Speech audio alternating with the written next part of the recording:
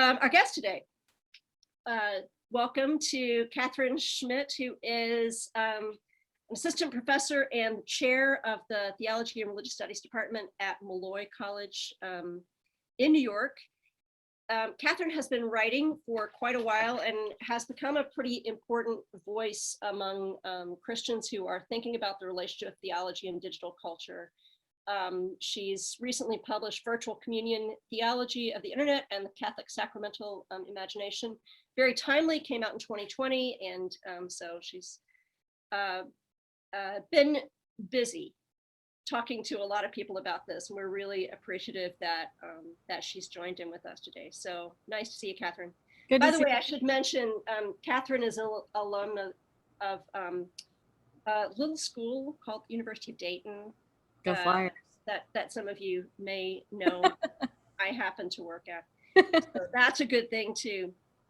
So it's great to see you, Katherine. Good to see you, Kelly. Thank you all for being with me on this Saturday in July when you could be at the beach or something. So I appreciate it. I'm so happy to be here. Yeah. So at the start of your talk, you told us something about how you ended up becoming a theologian. However you feel about that, but would you tell us like what got you interested particularly in thinking about digital culture as a major issue? Like, was there something that happened, a particular question or a moment where you thought, wow, this is a thing where I have something I want to say?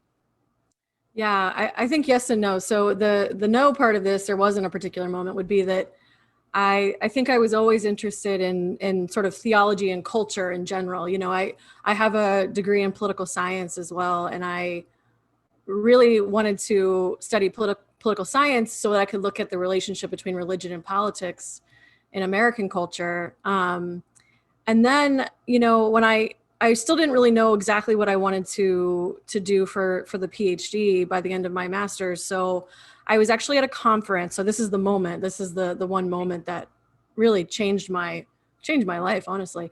I was at a conference for the Lilly Graduate Fellowship, which I had for the first 3 years of my doctorate. And we were in downtown Indianapolis. And our conference, the last 2 days of our conference overlapped with a gaming convention called Gen Con.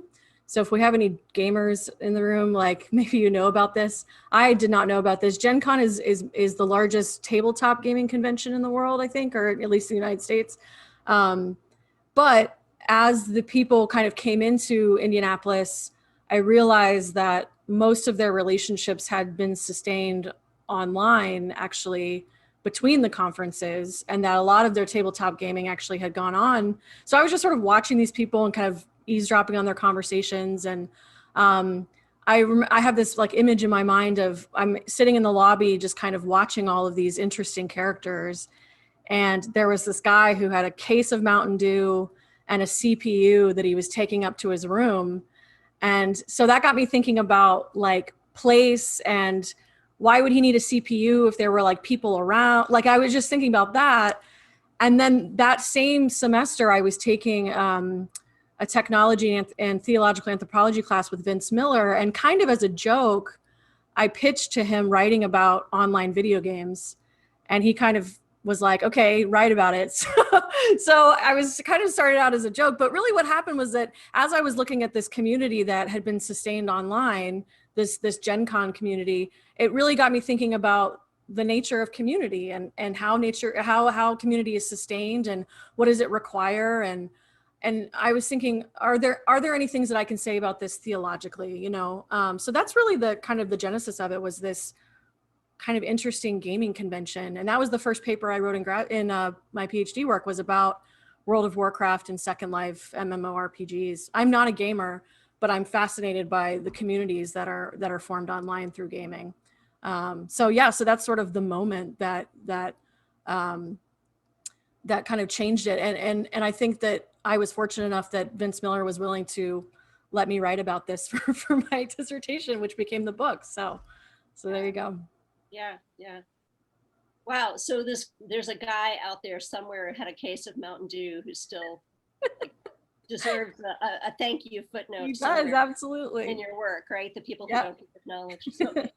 So So thanks for the talk, this recorded talk that you did for us. And one of the really important things you do there, and maybe like the pivotal thing that you do in that talk, is to try to get us to think about digital culture.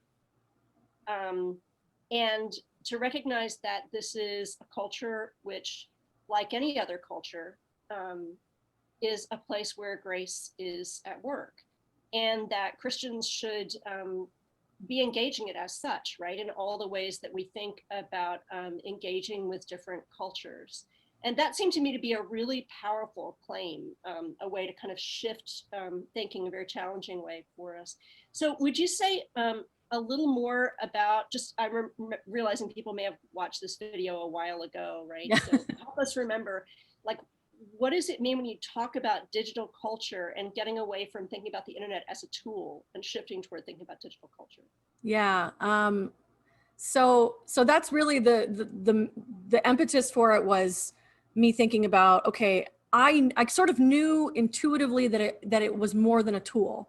And so I needed to find some other way of thinking about it or talking about it that wasn't, what we would call instrumentalist, right? Thinking about it as an instrument. And the reason why I want to resist that, and I think a couple of the other folks said this as well, is because it implies, a tool for me implies neutrality, right? It implies that it kind of just waits for values or our own kind of desires to be put into it. But I think that, and I said this, I think that kind of obscures all of the values and things that are already embedded within the technology or within whatever we're talking about. So I've sort of landed on culture, although I want to be really candid here with you all and say that I am not totally wedded to this idea. I think that that's sort of the best I've found at this point, because I want to get at the complexities of it. I want to get at the idea that it has its own, on some level, languages and symbols and artifacts in the way that other kind of cultures that we might think of do. But I'm always in search of kind of better ways of talking about this. I just think that tool is kind of the one that I really want to get away from. And so what does culture do for me? So culture, like I said, it kind of gives me a way of thinking about all of the complexities of it. So if you think about any culture, American culture or Italian American culture or whatever it is, right? Or even subcultures, the subculture of this gaming tabletop thing, it allows you to kind of realize that two things, that it's complex, but it's also dynamic, that it's ever changing, and it has artifacts, but that those artifacts kind of reflect a reality that is, kind of hard to pin down. And so that's really what I wanted to get at. I am part of a network called the Global Network for Digital Theology, and I would strongly encourage any of you who are interested in this, kind of exploring this further, to get in touch with us at the Global Network. But we've been discussing this for a while about whether or not it's appropriate to call the internet a culture, and I'm still kind of in that camp, as you can see from that talk. But if this kind of inspired anything for anybody to kind of think, well, here's like kind of a better word, I'm really interested in hearing that, because at this point, it's kind of like, Augustine and the Trinity, trying to describe this thing and landing on sort of better and worse metaphors. So that's kind of where I am. I think that it might be more helpful to think about in terms of like a cultural matrix. I think I say that in the talk, that these things are kind of overlapping one another. So cultures are kind of, they're not, I said American, but then like Italian American would be like all of these layers, and we're all part of all of these different cultures. And I think that for especially younger generations, but I think for all of us, digital culture is now this other matrix that kind of is embedded within all of the other cultures in which we kind of live as individuals, including as Christians, right? Mm-hmm. Yeah, thanks. And one of the other things that struck me as really important in this talk was the way you talk about new media and the complexities of digitality, which is just a phrase that rolls right off the tongue. The people on this call have a wide range of sort of different levels of engagement with that. Some of us may have been founders of software companies, and others of us pretty much try to stay offline as much as possible. And so would you say a little more about like what new media refers to, and what some of these complexities of digitality are, so we're aware that we're the range of kinds of things we're talking about. Yeah, absolutely. There's many different ways that you can kind of come at this question of new media, and some people who study technology are really focused on what I would call sort of like the hardware of new media, you know, kind of thinking about it in terms of, oh, new media is sort of the mobile device, and you know, mobile like laptops and things like that, versus even PCs or, you know, radio, television, you know, that kind of distinction between mass media and new media.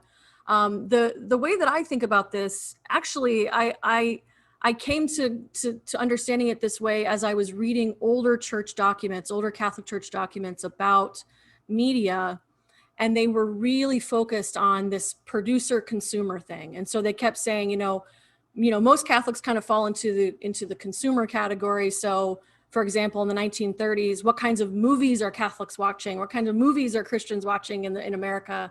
And how can we affect that? Well, we need more Catholic producers then, right? So there's the consumers and the producers. And they kind of, these documents all through the 20th century kind of rely on this dynamic. And it kind of occurred to me that in thinking about social media in particular, which is by and large my focus, this producer consumer thing kind of, it has a little bit of purchase, but it really kind of falls apart after about 5 minutes of thinking about it, just kind of thinking about, am I producer, am I consumer? Is it even a helpful kind of category anymore? And there is some complexity to that. Is mass media totally about one person being a producer and one person being a consumer? I don't think so. I mean, I think that there's some complexity there. But for better or for worse, we are if you want to use the category, producers of so much of the content on social media. I am keeping, we all are keeping Twitter and Facebook and Instagram. We are feeding we are creating the content. And so the sort of producer consumer thing, doesn't really do much. The other thing I would say is because of the disruption of the producer consumer dynamic, I think that there are lots more places for encounter. There's lots more, again, for better or worse, there's lots more opportunities for a kind of back and forth. So I think, for example, about the difference between mass on television or church on television, which would be mass media, and then church on YouTube or church on Facebook Live. And Facebook Live has a comment feature, right? So as we go into thinking, how do we use Facebook as church? Do we want to incorporate some of those new media elements, or do we want it to look more like church on TV? So I think that it's important to kind of understand that there are things that new media offer that are different and that are sometimes helpful and sometimes incredibly scary and can lead to not so good things as well. I don't want to give the impression that new media is somehow always better or something, but it is, it does offer, I think, more places of encounter. Yeah. You all be sure to use your reaction buttons while we're talking. So I just wanted to be sure we didn't miss this as we went along. You talk about, and you're really encouraging people to cultivate digital literacy. So what is that? Or I guess the question isn't what is it so much as how does one cultivate digital literacy?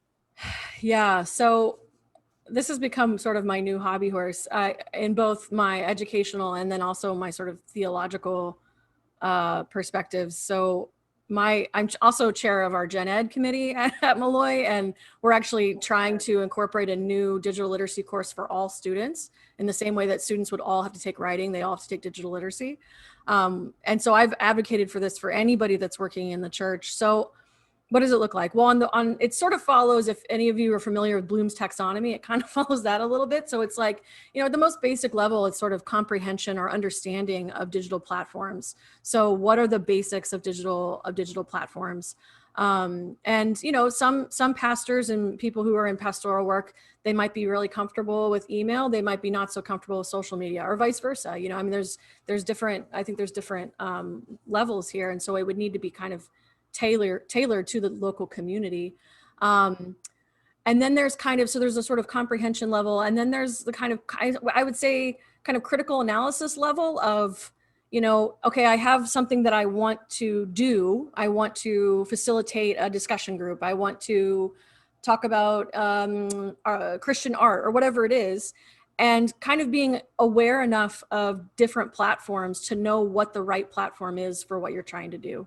And that would be the case for, anybody that's trying to use digital media. But I think that there's real opportunity here for us to think about how our sort of theology then relates to these platforms, right? So are there some platforms that are doing things that are more like the kind of church that we want to cultivate, right? So does Instagram, for example, create the kind of encounter that I want when I want to talk about Christian art? Maybe not, right? Because it does kind of just, you put up a picture and people leave their comments. Maybe there's something more dynamic about Facebook or some other platform. And then, within that as well, being able to, as we do with a lot of our students, for those of you who are educators, trying to discern like sources of information and where are things coming from, and, letting people who are pastors or want to be pastors think carefully about what their own presence should be online. Is it something that we think should be part and parcel of being pastor of a church, that they have a social media presence or not, and I don't think that there are too many things that should be kind of, hard and fast rules, like a yes or no. I think it's going to depend on the local congregation. I do think that that you can do this in two different spaces. The first space that I really want to see it, again, mostly from a Catholic perspective, but is in seminaries. I think it should be part of seminary formation. And I think that probably some seminaries are doing this, but, just as a standard practice, to have at least one course or part of a course be on how do we engage online and what do we think about online platforms, and then again it's sort of at the local level, right? So are there people with expertise in the parish who can teach us how to, or the congregation who can teach us how to engage with these platforms, better or worse practices? And I don't know if that is specific enough, but it's not as, I don't think it's as complex as it sounds. I think it's just creating space for having kind of the discussions that we've been having all week here too, Yeah. Thank you. Yeah, I'm thinking about Kumo Space last night. Did I get that right? The room I was in last night where Jamie and I were laughing about drinking our virtual wine together, and how a different platform, which I had never heard of before, right, made a really different kind of engagement possible. So good. So let's get into it. Now we did some kind of summary. So let's get into the juicy stuff. We had these discussions ahead of time among people who had watched the talk, and I don't think in this community you're going to find many people who would say that they see culture or an aspect of creation as such as something to be rejected. And I think there's nothing like living in a house church to give you a realistic sense of the church's failures. But a lot of us here are in conversation with cultural criticism that gives us reasons to be very skeptical about digital technology, and to see it as an aspect of a disordered power, particularly a disordered power that's connected to capitalism. Right. Yep. People have been, as you know, during this time, we've been watching The Social Dilemma, and I forgot the name of the other one, discussing this kind of films that help us to think more critically about those tools. So I wanted to just raise a series of kind of objections and concerns that people brought up, and get you to respond to these. So one of them was simply thinking about the addictive and disruptive and oftentimes disalienating effect. Disalienating, that's not a word. Alienating, what I was aiming for. Effect of social media, the sense that we become people who are constantly interrupted, right, rather than being present. The sort of the endless back and forth from the phone, and how often are you on Facebook looking to see how many likes you've racked up, and concerns that new media really feeds into kind of relationships that are particularly prone to stereotyping and to looking for the dopamine hit. So is that, should we just like be looking for better platforms, or that resist these things more? Or how do we think about all of that stuff we hear about, negative formative effects, right, of being on social media? Yeah, I always end up sounding a lot more optimistic than I am, mostly because what I want to do is kind of resist a lot of what I call the sort of cataloging of sins. And I mean, I think that this is kind of what The Social Dilemma does. I have lots of thoughts about that movie. One of the things, I want to think for a second about the word addiction. And because I do want to, and maybe this is just a semantic point, but I've been thinking a lot about this. I have a really good friend in game studies, and so she encounters this a lot about quote unquote video game addiction.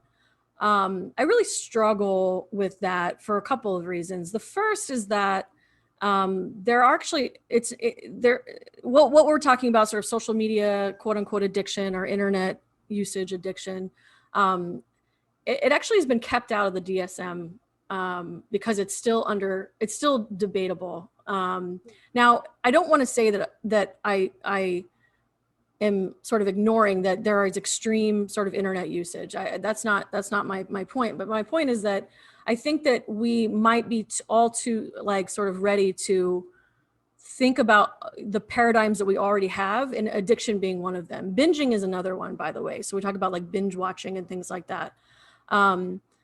It actually, most psychologists that I mean, stuff that I've read, again, I'm not a social scientist, so I'm just sort of following the work that's already there. They say it's closer to an impulse control disorder, although like that, there's still kind of questions about that. And again, maybe this might be semantic, but I do think that it's important to think carefully about what we actually know to be going on, and whether or not we actually have the evidence that that's going on. So we do have anecdotes, right? Like that I feel really attached to my phone. Like I feel like quote unquote addicted. But it's curious to me that we throw around this self-diagnosis with like sort of uncritically. So that's kind of like the first thing that I want to say about this.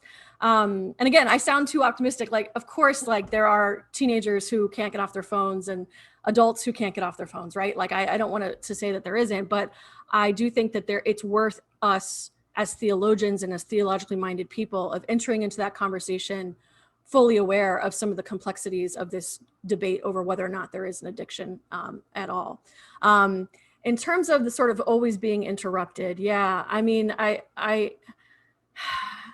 this is why I've tried to play a lot with the categories of presence and absence, because you did say, keeping us from being present. And I've also thought a lot about embodiment. There's an assumption that digital culture or digital platforms are necessarily disembodied. I would say that they're sort of differently bodied, right? So that we're not in the same room, but you can hear me and see me, and to varying degrees of abilities, right? So yeah, I kind of, what I would want to say is I share the concerns. I wonder whether, first of all, if it's grounded in evidence-based research, and even so, I do think that as a person who is kind of critical actually of scientism, I am curious to see in 50 years how we're talking about this, because I think that what we bring into our experiments, whether they be social science or otherwise, we bring our values of what we consider to be socially acceptable, right? So what is acceptable in terms of sociality now? What is acceptable in terms of interpersonal relationships? How much of it is about habit, and how much of those habits are actually about morality, right? So I'm actually persuaded, this is a point on which I'm optimistic, that in a lot of ways, some things that we sort of do a lot of hand wringing over is actually a matter of kind of cultural etiquette. So for example, my students or some of my younger friends are perfectly fine being on their phones and talking at the same time. Is that a moral question?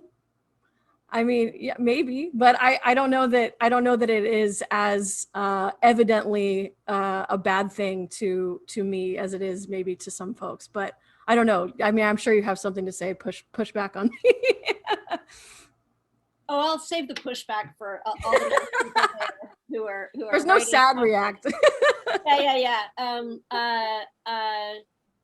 Yeah, I think so. So one of the really characteristic concerns of this group, because we're so centered on that discipleship is always social, right? It's always about being called into a body. So there's a lot of concern in this group about formation, and that has to do a lot with how we're thinking about this as well. The ways that this technology is forming us, forming our communities, forming kids, but I think it is very much also about ourselves, right? Not about somebody Yeah. else. And one of the issues that's been batted around a lot during this thing has been consumerism and digital culture, right? The way that digital culture really is at a profound level, it's all about getting us to buy stuff. And that it is, whatever else it's doing, it is always also forming us to be better consumers, and tweaking the system that forms us to be better consumers so that they can get more information that will help them to encourage us more deeply to be consumers. So I wondered, where does this fit into your thinking about digital media? Yeah, well, I would say first and foremost, I really want to lift up that concern about consumerism as being actually the primary concern. That the concern for me is, I mean, this is kind of one of my frustrations, is that we spend a lot of time agonizing over sort of technology on a very surface level, and yet you never really hear, at least from, I think from the broader church, but also from anybody out there making these critiques of technology, you never hear that deeper critique of capitalism, right? So it's like, in many ways, what's happening on social media is the logical consequence of what's been going on for the past, I don't know, since the Industrial Revolution, or maybe at least since 1950s, like consumer culture. So, in the sense that I'm always being formed to be a consumer, well, that was the case in the 1980s when I was growing up too, right? So I was being formed to be a good consumer. I had my own like little grocery toys and my my shopping cart, and again, I understand that it's maybe not as pervasive, and it's not as maybe it's not as persuasive, maybe it's not as constant, right? But again, once you understand that technology is laden with the values of the culture from which it comes, right, then it makes sense that this is what's happened. Social media did not create this issue, right? It just manages to kind of contribute to it in a way that I think is kind of deeply concerning. But what's deeply concerning is, right, the heart of it, which is consumerism, capitalism. Yeah, how do I kind of get around? I mean, I don't necessarily think that saying that it's kind of always been this way is not my way of saying that it's not kind of important, but I guess get frustrated that the causal relationship here seems to be muddy. Like when people sort of talk about the problem of social media or the problem of technology, again, they never get to the heart of it. So I think we all maybe share that. We share that concern over the way in which the primary, I think, formative practice for at least where I live is consumerism. From the ecclesial point of view, then we would then have to turn and say, okay, is the church then a strong enough formative force in the other direction? And how does that actually work? And so what I've tried to argue is that the church has to reconcile with the ways in which the thick social ties that are required to be a sort of counter formation to consumerism. For many people, especially young people, those social ties are kind of really hard to see. And I mean, again, this is just anecdotally, but what does it mean for me as a single person? How do I fit into this? How do I enter into these to a counter formation, or how do I be, allow myself to be formed in an urban space, where I'm going to church alone, and so I think that I've tried to think about the ways in which the critique of technology can then make us more self-reflective about what we think we're doing in church. If I'm noticing that people are being more strongly formed by their Instagram and their TikTok, that to me is not a reason for us to sort of decry those platforms, but to ask why the church has been failing to form more strongly. Mm-hmm. Maybe that's not fair. I don't know. I mean, it just, it just seems to me that there are things people are finding on social media. I don't think it's just about the dopamine hit. I do think that there are, and this is what I meant by the complexities of it. I do think that there are meaningful relational encounters that people are searching for and sometimes finding online that they don't find in church. Yeah. Yeah. Yeah. I mean, that's part of what I was hearing in your talk was this, this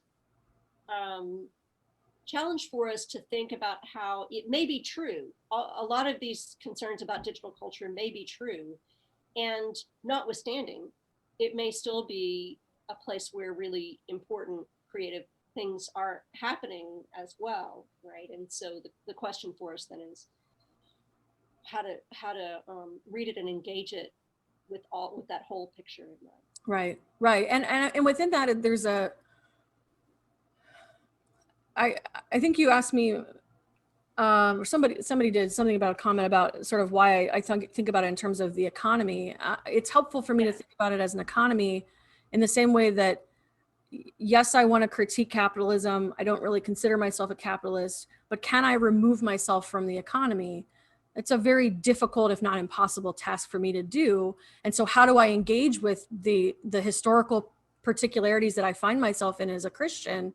It might mean looking for subversive economic practices. It might mean trying to, take the system in which I live and make it more just. So that's to your question about, do we need, digital different platforms or something like that? I resist the temptation that I think all Christians have to simply build a parallel sort of true and just culture alongside the culture that we live in, sort of, okay, movies are terrible, so let's make Christian movies that are not terrible or something.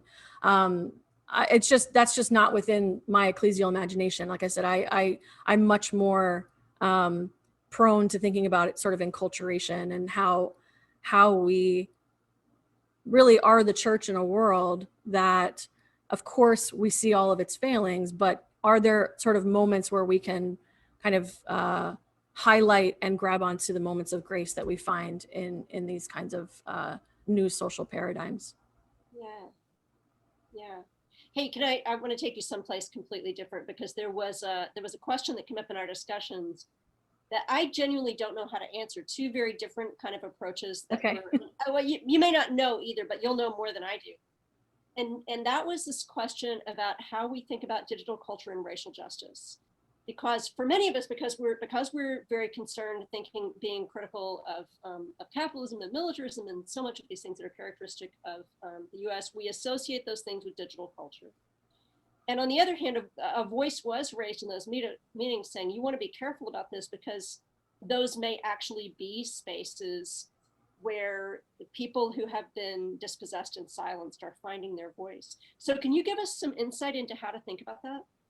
Yeah, I mean, we obviously want to preface all this by saying that I have serious limitations in talking about this, not only as a person that does not study this exactly, but also as a white person. But yeah, I would want to echo what that person said about being careful about this, because if we think about part of the task of racial justice being about amplifying voices that have traditionally been silenced, then there are ways in which digital platforms are able to do that for people. That's not to say that we can't pay attention to all of the other problems here about sort of siloing and echo chambers and things like that. But if one of the steps of solidarity, which I think probably it is to sort of at least encounter the people that you want to be in solidarity with, right? That seems like a primary step. Then there are ways in which social media, digital platforms do facilitate this. They do sort of amplify voices that might have been traditionally marginalized. Is it possible that I might not ever have truly, known anything about the church's relationship to indigenous people, if it hadn't really been for digital space. I think that probably is true, right? So these stories are able to be amplified. Now, this is where I think digital literacy comes in, because it's not enough to just sort of encounter these voices and stories and images and narratives and things like that. You have to have the critical skills to be able to assess sources, to be able to assess, credibility, these kinds of things. While at the same time recognizing that, systems of credibility are often like laden with white supremacy, all this, right? So I would say, that part of our issue is that what we require are two things that are very hard to do. It's sort of making sure that we have a certain level of digital literacy, while at the same time having critical thinking skills, which unfortunately, have, as I mentioned before, I think our educational system talking about sort of formation to be consumers. I think that that's really the primary goal of so much education now, is to kind of be in this system of capitalism. So are there ways in which we can, reform our educational systems so that it's not just about encountering different kinds of people, but being able to actually have a kind of meaningful discourse with those other voices. Thanks. That's really helpful. So late in your talk, you start talking about virtual church, and this kind of threw people for a loop. So I wanted to ask you to sort of unpack what's going on in that. Because what I heard was on a sense that this complicating the relationship of consumer producer, this is a really important thing for the church to be doing as well, right? So that this is not just some of us are producing and the others are passively receiving, but that church becomes a place of mutual production and consumption. But I wasn't sure, is that what you meant by the image of virtual church, or was there something more going on in that? Yeah, I think both. I mean, I think that the primary one is what you said, kind of realizing that I think the call, or sort of the mission of the church, is never really about producing content. It's never really about producing the right kind of liturgy or producing the right kind of worship so that people can, consume that. We know intuitively that that's not really what liturgy is. There's something more complex. It's about sort of an encounter with one another and an encounter with God, through one another and through different kinds of mediation. Overall, what I try to do through like every time I write about virtual, is just to expand the category. So instead of us kind of being kind of afraid of virtuality, I want us to see that there are ways in which the church actually really needs some notion of being virtual, right? So it's a kind of more expansive way of thinking about the category of virtual. In that way, I want us to be more comfortable with thinking about how virtual reality, in a kind of the way we might think about it in terms of video games, VR and things like that, is actually consonant with the way that the church has kind of lived out its sacramental and liturgical life. And the way that I think about this primarily is through what I mentioned before, which is like presence and absence, right? So instead of thinking about the virtual as being not real, because that's kind of how some people use it, right? There's the real and there's the virtual, or virtual meaning, only mediated by a computer. I think that virtual really is just about this tension between presence and absence, bringing something that is absent from you into the presence. That's at its heart what virtual reality is. And there are so many moments, so many spaces in the church where that's happening, right? And this might be down to, all the bells and whistles that I grew up with and that I'm around as a Catholic. I don't know. But I do think that, this is the case for really kind of biblically focused folks too, really focused on the mediation of the word. We rely heavily on what I would call a sort of virtual logic, as people who are eschatological, or people who kind of live in the in-between space of presence and absence. I don't know if that makes any sense, Kelly, but no, that is actually really helpful. There was an interesting in the Lexio this morning, a lot of stuff going on about the already not yet, right? The now and yet to come, and reflecting on this Colossians passage. And that actually is helpful in thinking if that's the sense of this virtuality, that we are both here and we are part of something else. Right. Right. and Which kind of is why, pointing, yeah. which is why I aligned it, which is why I said that body of Christ is really the closest.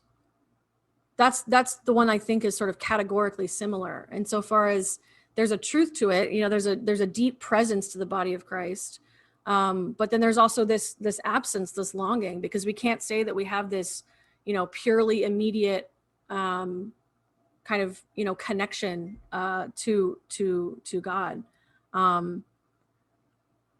I don't know. Again, maybe this is just my sort of hypermediation of the bells and whistles of my Catholicism, but I would say that there are two big ways that I'm reminded of this in liturgy. The first way would be the Eucharist, right, which is as a Catholic, I believe, real presence, but it's no accident that it's something to be consumed, and then it's it's like it's kind of this like there but then not kind of thing.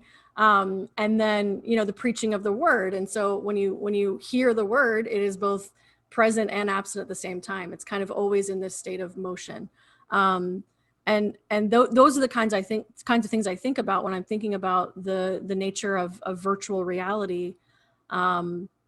It just reminds me of what we're trying to do in church, I guess. And so that consonance is something that I think is important to take into our discussions of technology and of digital culture. Yeah, thanks for that.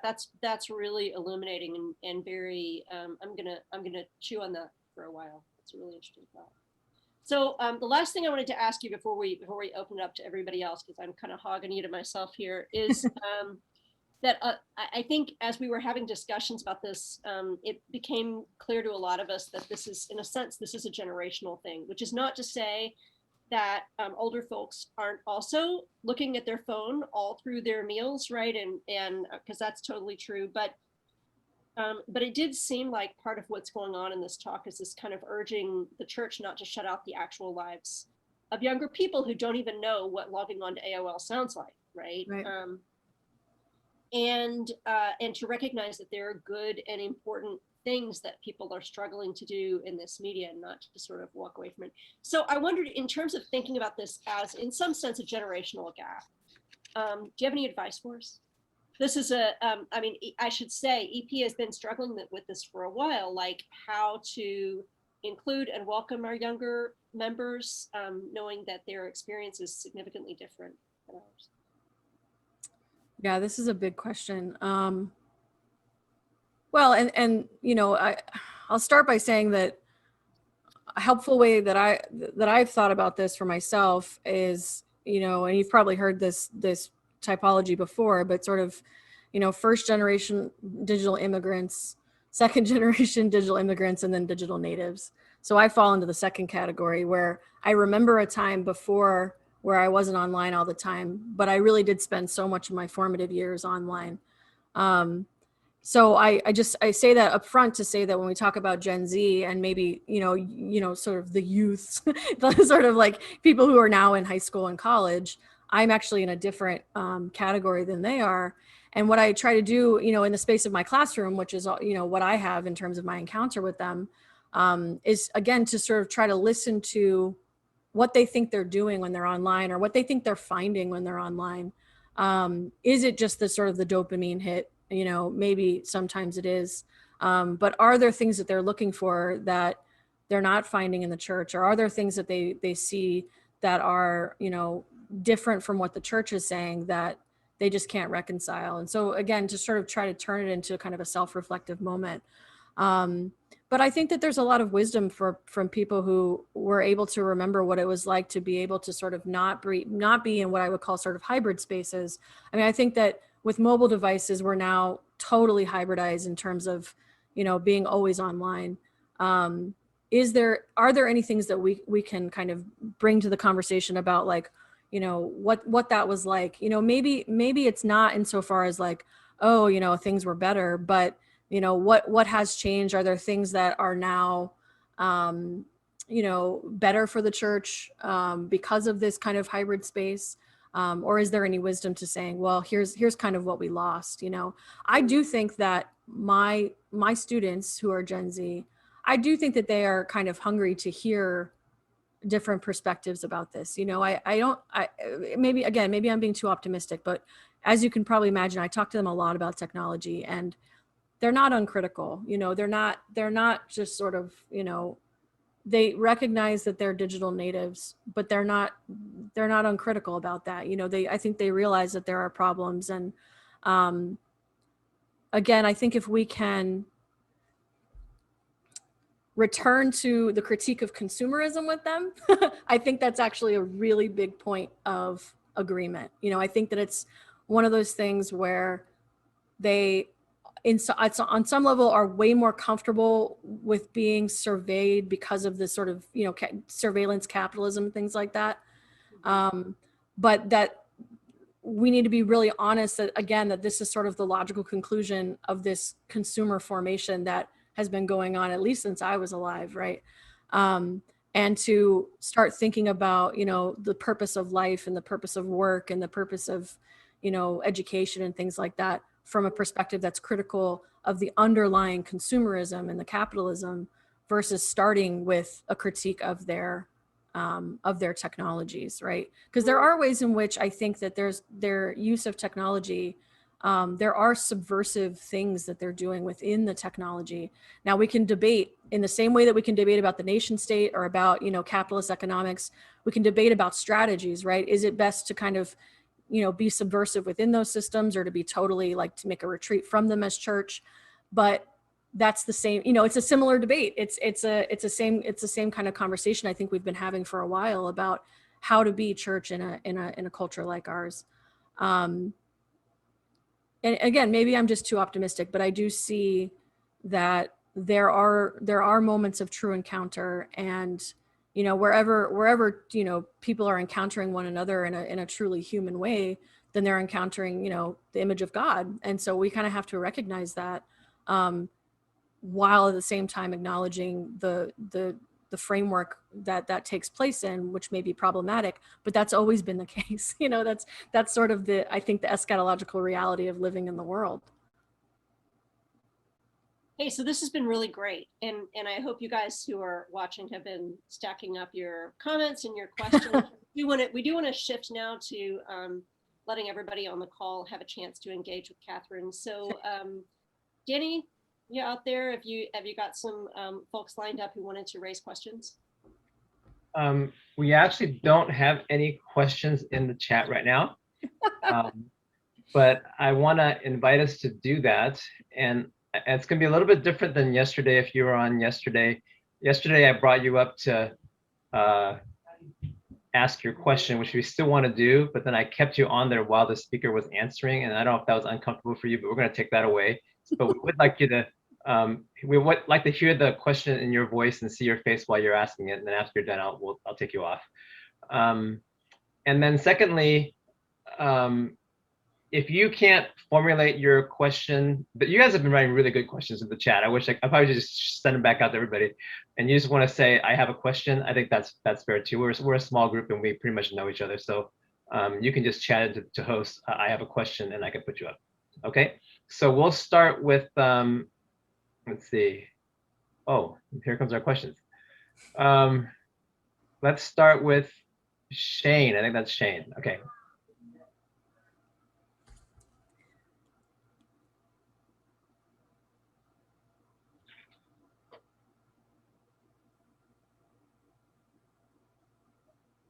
Oh, you have to mute yourself. I mean, unmute yourself. Oh, you can. Okay, that's right. I've locked you all out. Okay. Never mind. My fault. Go ahead now. There you go. Hi. So I really enjoyed I think it was much more enjoyable to have a conversation because when you're speaking, but I was intrigued by the idea of being a missionary in this digital realm and the idea of being incarnational. So I totally get that. To give you some context, so I'm squarely between Gen X, Boomer and Gen X. So I started programming in first grade. So, but that was unusual because I'm a product of Silicon Valley too. So I was exposed to computers and the idea, but the idea of reinterpreting, I mean, I think it's not, because I think you're right, it is complex because the internet or media can be a tool, but it's also and also it has a formational power to it as well that's not as controlled by some other entities or things. So I don't know. I think there's something that's else at play, and I think you're right. We may not have the right metrics or rubrics to interpret or how to critique it. And so I come from a social science background too. So yeah, internet addiction, DSM, I totally get the debate about that. But I also understand, I've got quite a bit of experience, working with addiction directly. So there are some things that would define the behavior as addictive. But yeah, I think, like you said, it requires more study, more scientific facts. So I get that as well.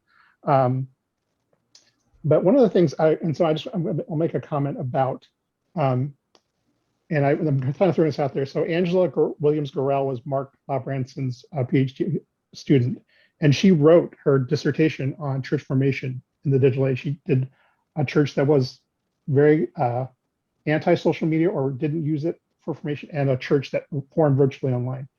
I was hoping to get a copy. I never got it. I mean, I was interviewed for that, but I never got a copy of that. And she also wrote this book called Always On, which talks about, so I don't know if you are familiar with her work as well. So No, I'm not. Sorry. No, tell me about the second one though. What's Always On? I mean, I could probably surmise from the title, but can you tell me more about that one? no, I was searching for a dissertation, but okay. not much published. But yeah. So maybe Mark and Victor. Well, I guess she works with Victor now at Baylor. I was going to say Mark LaBranson is on the call, so I don't know if he wants to step in on that. Well, the book's about 5 years old, but it did still pick up, as you're saying. And how are these practices? What are the practices that are part of what we're talking about? So, which to me is a more helpful frame than culture, because it gets tactile and real and action, and it embeds theory and practice, theory and actions. And so what she was working at is, how do you recognize what's going on because of these practices? And how are churches sorting through that differently? The contrast and the social research she was doing between congregations that went at it very differently. So that kind of lead to my question is, if we can work with this idea of practices and fruit, practices and consequences, which I think you rightly say is asking the question in the context of consumer capitalism has been something we've got some history at, whether we're doing it well or not. We are saying, here are the practices, here's some consequences. Okay, we're a church. What difference does that make? That same framework, here are practices in the theme we're working on. Here are some consequences. How do we discern what, in fact, the fruit then in that? Have you worked around that? Just kind of this issue of compare, contrast, discerning fruit of the practices that we call social media and digital realities. It's not a category that I think about often. I mean, it's probably something that I should think about. The reason why but it's probably embedded within what I would consider to be culture, right? So when I think about the word culture, I think about it in terms of a whole collection of things, including, like I said before, sort of artifacts. It's a way for me to kind of envelop software and hardware and practices and the artifacts that kind of arise out of that. So it's possible that, where you see the sort of more concrete imagination appearing in practices, I see it within culture.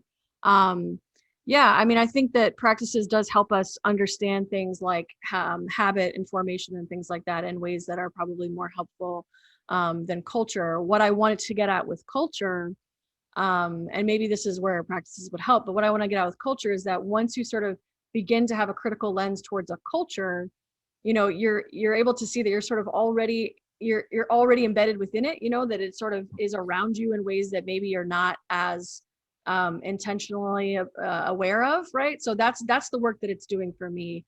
And then I guess when I think about practices, that would be then sort of the next step, right? To think about practices as an intentional kind of action, right? To then better kind of understand what's going on within the culture. So I don't know if that's clearer in terms of what I meant by culture, but I think a lot about, sort of like what I've been calling artifacts, the kind of, different kinds of mediation, different kinds of content that appear online. And often those are actually dynamic in a way that you probably could also call them practices for sure. Yeah, it's helpful there because one of the words you used was intentional, because I was actually, which is the way I normally use the word when I'm teaching formation and practices.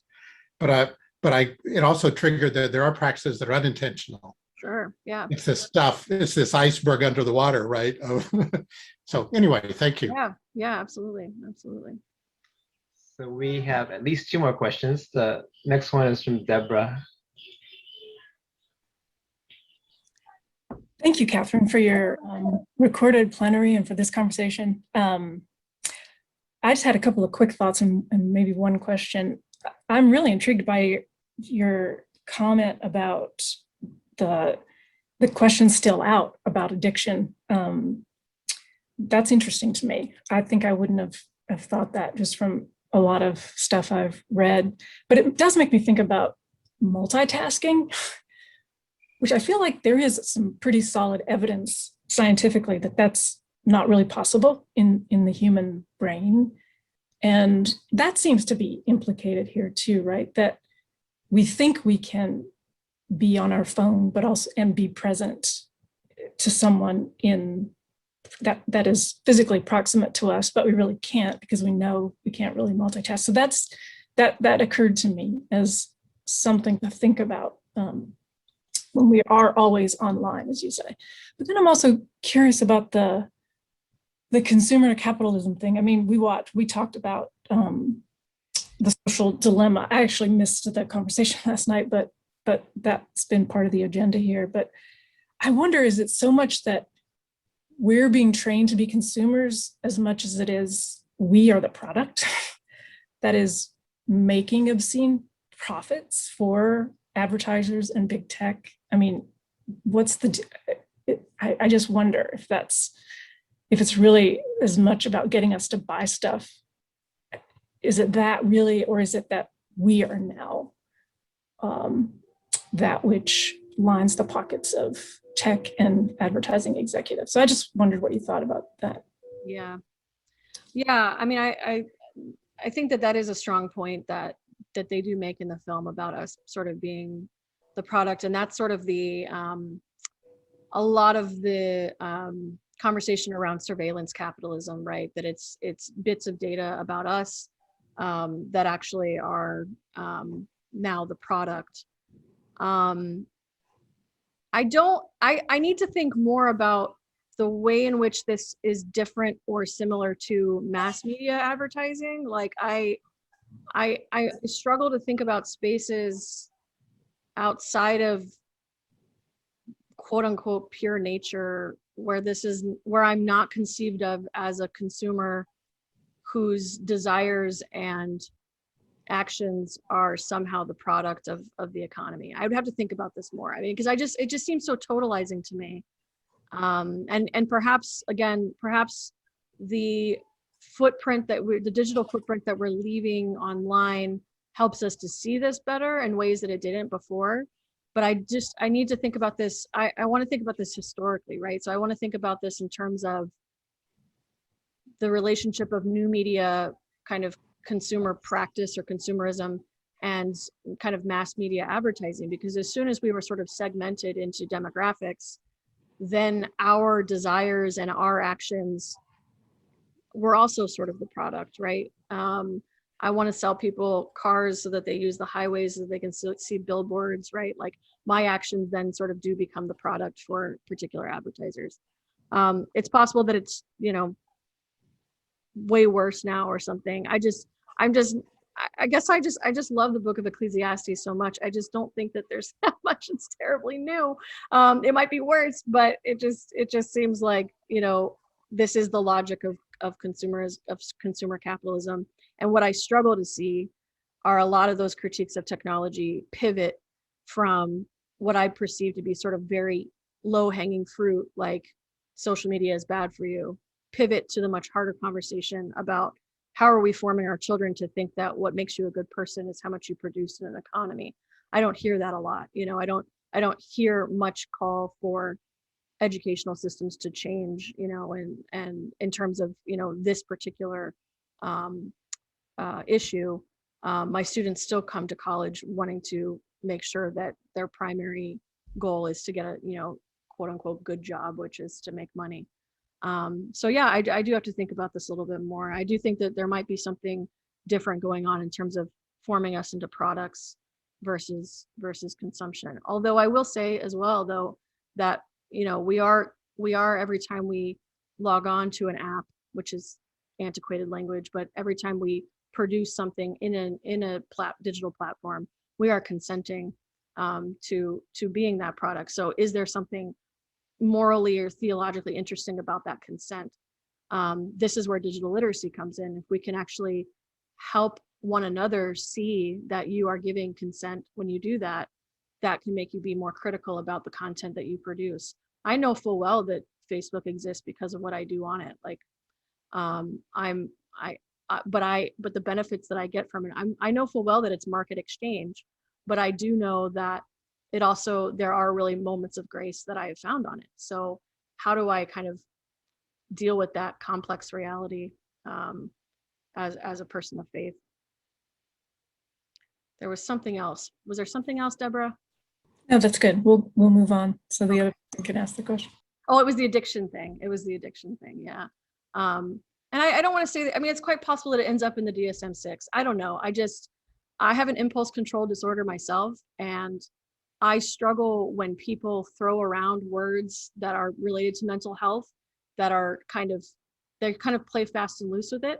As Shane mentioned, there are real metrics for figuring out addiction, but there is not an agreed upon metric of what's the cutoff for being addicted. So for example, I was reading an article about Facebook addiction. There's no agreed upon cutoff of when something crosses over from sort of extreme usage into addiction. It's possible that they'll develop that metric and then I'll shut up. But I do think that it's worth acknowledging that that's a medical term, that's a real term, addiction. And we shouldn't just say, in the same way that we shouldn't say like, oh, I have OCD, unless you actually do have OCD, like we just say like, oh, I'm attached to my phone. I am unhealthily attached to my phone. Okay, like I'm with you, but anecdotally, I think it's kind of dangerous to just say that we're addicted. But maybe I'm just on a semantic point that I need to let go of. But thank you, Deborah, and thanks for all your work. We have 2 more questions. Erin is next. Thanks, Catherine. Hi. Hi. So I'm kind of wanting to ask about something a little bit different, I think, than the consumer producer problem. And that is that I think a lot about shame and blame and humiliation online. So I'm particularly concerned and wonder if you have thought about, when you talk about these spaces of grace, right? I'm thinking, wow, so the pandemic would be a great example, right? Initially, there were, some good news comes on, right? And that ends up being a product and then it dies. But initially there were these spaces of grace, I think. But then it felt to me, and maybe again, this is only my stream and my funnel, most of what came at me was shaming and blaming and humiliating people who thought or had the wrong position about, say, Black Lives Matter or immigration, things that I'm involved in, right, around race or immigration. And I wonder if you've thought about, and maybe this is also right, I'm in Protestant land now, I was raised Catholic, so there's no parish, right? I don't have to actually, it's like, if my church is partly online, then it's all funneled for me, right? To be people like me. That's actually not church, right? Church isn't birds of a feather flock together in that way. And I wonder if you've thought about how shaming, blaming, and humiliation, what intentional activities work against that to produce spaces of grace and understanding across difference. Mm-hmm. Yeah, give me just 1 second to think about this. I talk to my students about this a lot. I wrote a blog post about shame years and years ago. Yeah,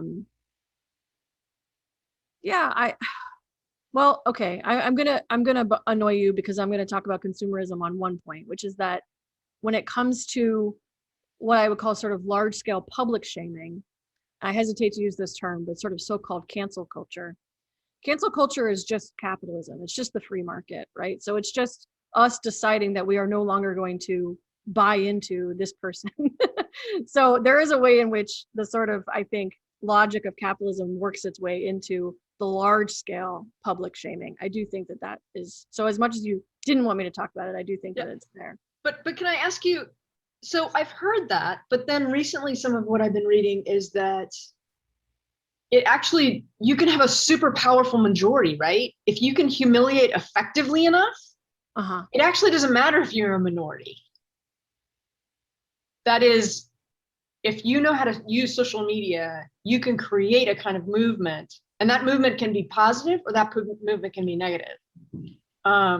Is that this actually is a great place for the church to offer its wisdom, which is to say that, and I unfortunately, I think that there are few places, at least in my own church, where this is actually happening, but I do think that there are resources in the church for this, and that is to have spaces of doubt, spaces of questioning, spaces where people can actually say things with a big question mark. Now, I don't think that large platforms like Twitter, large platforms like Facebook, depending on how public or sort of semi-public they are necessarily conducive to that. What that requires is a certain amount of trust and humility on both parts, you know, the person that's doing the doubting, the people who are sort of receiving and responding to that doubt. And that's where the church, I think, has a lot to offer, right? Are there places to cultivate the kind of charitable exchange that's required of the kind of hard conversations that you're talking about? I don't think that Twitter is that place at this particular time. I do think that closed Facebook groups actually are really good for this. So for example, there's a group that I'm a part of called Catholic Women Against Racism. And that group works tirelessly to cultivate these kinds of safe spaces in terms of being charitable, you know, towards one another. And it's hard work, but as people in the, you know, this already, as people who have tried to build community in churches and elsewhere, this kind of intentional community is always going to be hard. So yeah, I do think that there are ways in which social media, as it currently is, as we kind of think about it generally, do not support those kinds of moments, right? But that's not to say that we can't, again, craft those kinds of spaces within it, right? So, you know, like I said, this is a closed Facebook group. You have to be invited. You have to write like a short piece about why you want to be a part of it, which you could get into gatekeeping and all that kind of stuff. But it's trying to say, you know, let's have a space where women, Catholic women, can have a conversation about race where they're not immediately, you know, dismissed for, you know, for any particular opinion. I think the fact that it's hard on social media, it's hard no matter where it is, you know what I mean? That's just the kind of hard community that, or the kind of difficult community that I think is actually true community. So I don't know if that answers anything about shaming, but yeah, I do think about this question a lot, about the nature of shaming. And on the one hand, I am intrigued by the idea of a kind of collective moral consciousness, which I think runs counter to a lot of kind of values in our culture, this idea that we all kind of want to dismiss this person. While at the same time, it's, yeah, I think that's really interesting at this point in time, that's kind of what's going on. I tend to see it more as sort of a capitalist act, because I pay attention to sort of like the big names. So like J.K. Rowling, for example, you might know in your work with trans, right? So the way in which she's sort of canceled by certain people, well, what that means in point of fact is that they won't buy the books, they won't see the movie, right? So like that's a capitalist logic. So I'd want to ask what the shame actually looks like on the ground, you know, versus just sort of making a snide comment towards somebody or telling them to get lost or something in nice terms. So thank you for that, though. We have one final question. I think we're gonna make that last question given our time. Susanna. Hi, Catherine. Susanna. Thanks for being here. That's good to see you. I'm going to ask you about encounter. So lots of times you would say that we're headed toward encounter, or that encounter is the juicy part of church's engagement online. And you said it in multiple places in the talk and then today as well. And it seems to me like such a rich place for future imagination on the part of all of us. There's work to do imaginatively there. And part of it is, so what are we imagining when we hear encounter, especially online? One-to-one, me to a group, my group to your group, me as an individual to some other group. There's so many possibilities. And then also there's a kind of unknowability going on there. Like we don't know the borders of church or not church in those encounters. So the church could be encountering me, or I could be encountering church, or both at the same time. And it kind of, it's more than I can fit in my own imagination in one moment. So I guess, could you comment on what work there is to do in more broadly imagining what's going on in an online encounter? Yeah, thank you for that. Well, I would say that it's analogous to the extent that they exist, sort of offline encounters. You know, insofar as the way that I speak to another person or to a group of people, I have to be sometimes conscious of that, and a lot of times there's like subconscious work that's going on, right? So when I'm speaking to you, I'm paying attention to the language that I'm using, my tone of voice, like what I'm, you know, how I present myself. I'm also already embedded within particular cultures, right? So like I said, I'm white, I live in New York, right? Like I bring all of that into the encounter. So when I say that there's encounters going on, what I'm trying to get at is that, you know, I think the times where we fail to actually have encounters that are grace-filled online are times that we sort of pretend like we're outside of all of that complexity, you know, that we're not really bringing ourselves to the conversation. We're bringing just like a point or an insult or even a compliment, right? These sort of shallow things.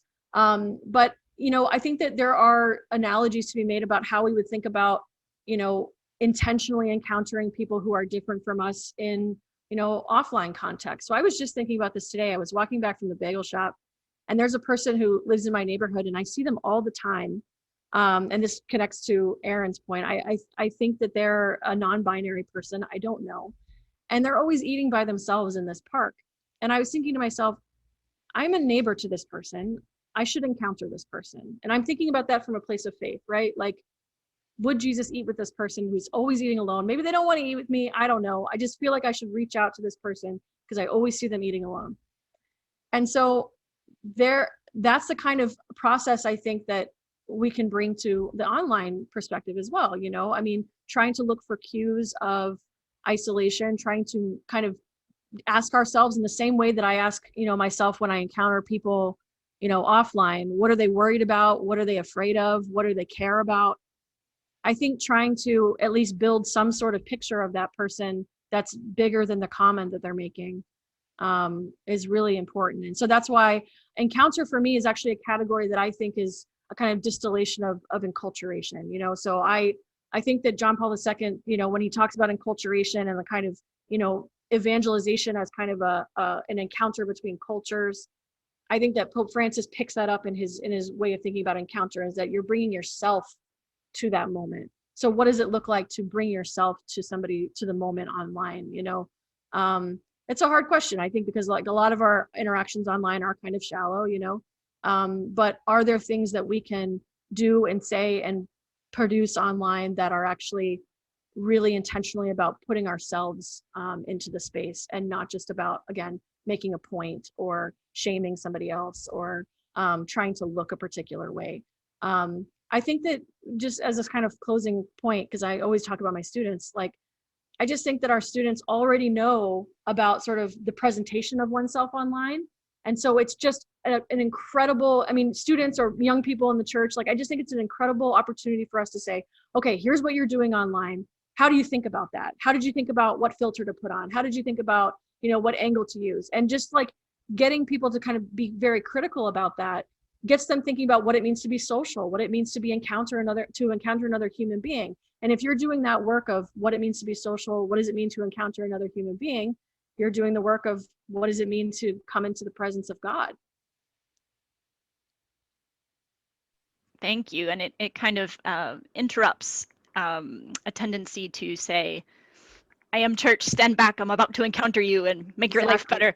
You know, your way of doing it is quite self-reflective and is very much open-handed. So thank you.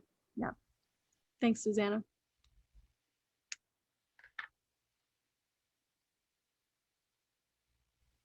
So I mean, I sort of hate to say this because it seems like there's so much important stuff to talk about, but we need to wrap this session up.